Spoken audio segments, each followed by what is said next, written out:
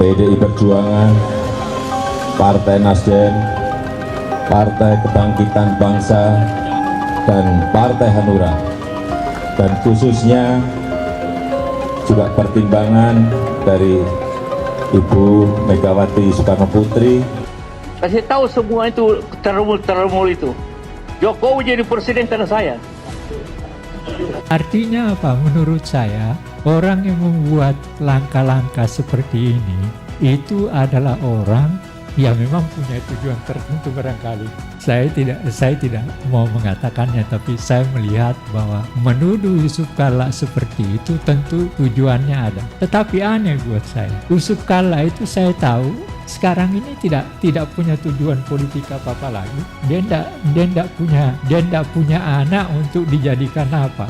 Banyak pendukung Jokowi yang mengatakan bahwa pernyataan Pak JK itu dianggap tidak valid dan dianggap tidak faktual karena kalau bicara tentang kemenangan Pilpres itu adalah kemenangan banyak pihak, banyak yang kemudian memberikan dukungan politik kepada Pak Jokowi, mulai dari partai, kemudian dari tim sukses, para relawan, dan seterusnya dan seterusnya. Ada juga yang mengatakan bahwa itu mengingkari fakta-fakta sejarah. Selamat datang di GBK News, menyajikan berita terkini, cepat, dan terpercaya untuk Anda. Berikut informasi terbaru yang kami rangkum hari ini. Dinamika ijazah palsu Jokowi. Kasus dugaan ijazah palsu Presiden Joko Widodo kembali menjadi sorotan publik. Polemik ini tak hanya bergulir di ranah hukum, tapi juga merambah ke ranah politik, menciptakan perdebatan sengit di tengah masyarakat. Sejumlah pihak pun angkat bicara hadir dalam konferensi pers. Petrus Kelestinos, Koordinator Tim Pembela Demokrasi Indonesia, serta Fred Jamanik, perwakilan TUM Projo. Mereka mendesak klarifikasi dan bahkan melayangkan somasi terkait tuduhan yang dinilai menyesatkan. Sementara itu, Prof. Gun Gun Herianto, Guru Besar Komunikasi UIN Syarif Hidayatullah Jakarta, menilai isu itu adalah peristiwa hukum dan politik yang berkelindan. Ia menjelaskan opini publik terbentuk melalui 3 tahap: brainstorming, konsolidasi, dan kepastian. Karena kepastian hukum belum jelas, wacana ini terus berkembang liar. Presiden Joko Widodo sendiri sempat menyebut adanya orang besar yang berada di balik isu ijazah palsu ini. Pernyataan simbolik itu menurut para analis merupakan bagian dari strategi komunikasi politik menggunakan teknik equivocal communication dan card stacking untuk menciptakan efek domino di ruang publik. Pernyataan itu pun memunculkan tafsir beragam. Ada yang menilai Jokowi sedang melakukan manajemen konflik politik, ada pula yang menilai ini berpotensi menjadi bumerang jika tidak terkelola dengan baik. Kasus ijazah palsu ini pada akhirnya bukan sekadar soal dokumen pendidikan, melainkan pertarungan legitimasi politik, sumber daya, dan kepercayaan publik. Pertanyaan terbesarnya, siapa yang akan memperoleh keuntungan politik dari isu ini? Dan apakah Jokowi akan keluar sebagai pihak yang semakin kuat? Atau justru sebaliknya? Sebagaimana diketahui, kasus dugaan ijazah palsu yang menyeret nama Presiden RI ke-7, Joko Widodo, Jokowi, kembali menjadi sorotan. Sejumlah pihak mendesak aparat penegak hukum untuk segera menuntaskan perkara tersebut secara adil dan terbuka.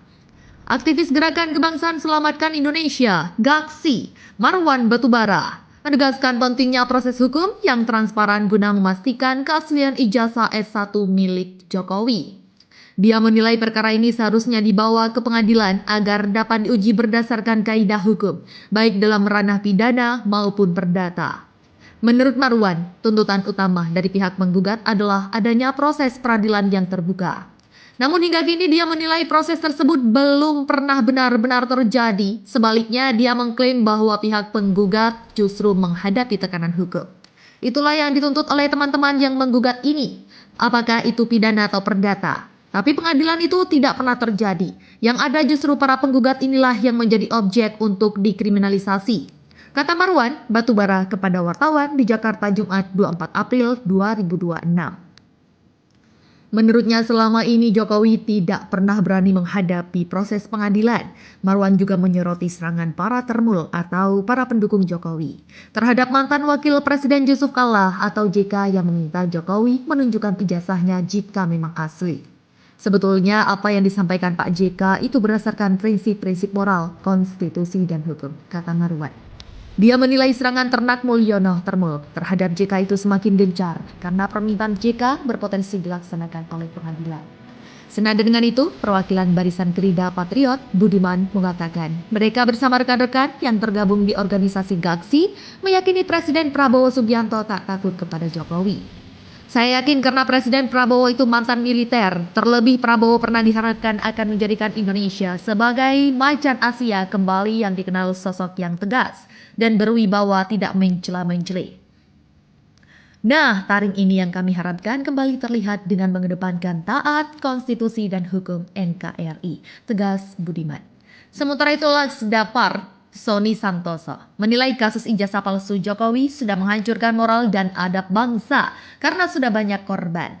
Padahal sudah 2 tokoh bangsa, yaitu Pak JK dan Ibu Megawati, dan banyak tokoh lainnya meminta Jokowi untuk menunjukkan ijazahnya. Jadi Jokowi tinggal tunjukkan saja ijazahnya, maka selesai, rakyat tidak akan membuat gaduh, kata Sony. Sony berpandangan berlarut-larutnya kasus ijazah Jokowi ini tak lain karena penegakan hukum di Indonesia sudah mulai rapuh. Dinamika ijazah palsu Jokowi. Kasus dugaan ijazah palsu Presiden Joko Widodo kembali menjadi sorotan publik. Polemik ini tak hanya bergulir di ranah hukum, tapi juga merambah ke ranah politik, menciptakan perdebatan sengit di tengah masyarakat. Sejumlah pihak pun angkat bicara hadir dalam konferensi pers. Petrus Kelestinos, Koordinator Tim Pembela Demokrasi Indonesia, serta Fred Jamanik, perwakilan TUM Projo. Mereka mendesak klarifikasi dan bahkan melayangkan somasi terkait tuduhan yang dinilai menyesatkan. Sementara itu, Prof. Gun Gun Herianto, Guru Besar Komunikasi UIN Syarif Hidayatullah Jakarta, menilai isu itu adalah peristiwa hukum dan politik yang berkelindan. Ia menjelaskan opini publik terbentuk melalui 3 tahap, brainstorming, konsolidasi, dan kepastian. Karena kepastian hukum belum jelas, wacana ini terus berkembang liar. Presiden Joko Widodo sendiri sempat menyebut adanya orang besar yang berada di balik isu ijazah palsu ini. Pernyataan simbolik itu menurut para analis merupakan bagian dari strategi komunikasi politik menggunakan teknik equivocal communication dan card taking untuk menciptakan efek domino di ruang publik. Pernyataan itu pun memunculkan tafsir beragam. Ada yang menilai Jokowi sedang melakukan manajemen konflik politik. Ada pula yang menilai ini berpotensi menjadi bumerang jika tidak terkelola dengan baik.